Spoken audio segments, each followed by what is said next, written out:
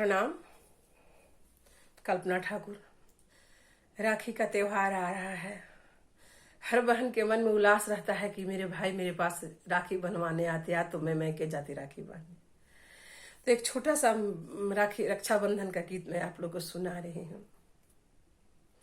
क्या कहती है बहन?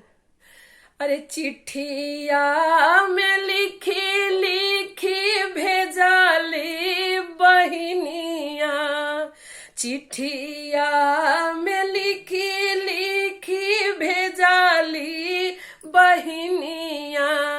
अहो ए भैया ना, अहो ए भैया ना, अइहा रखिए के दिनावा।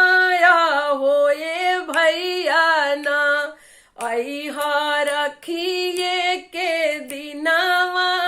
अहो ए भैया ना, तनी को ना सुनिहा भैया भौजी के बतिया।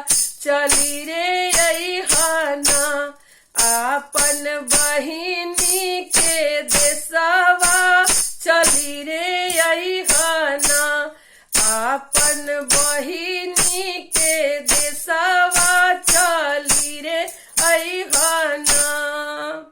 अरे नाही चाहिए हो भैया गेहूं के मोटरिया, हमें के चाहिए ना भैया प्रेम के मोटरिया।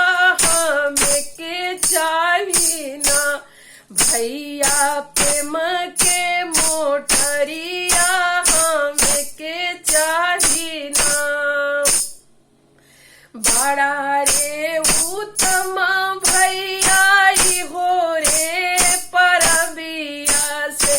चली अइहा ना भैया बहिनी के घरवा से। चली अइहा ना भैया बहिनी के घरवा से। चली अइहा ना।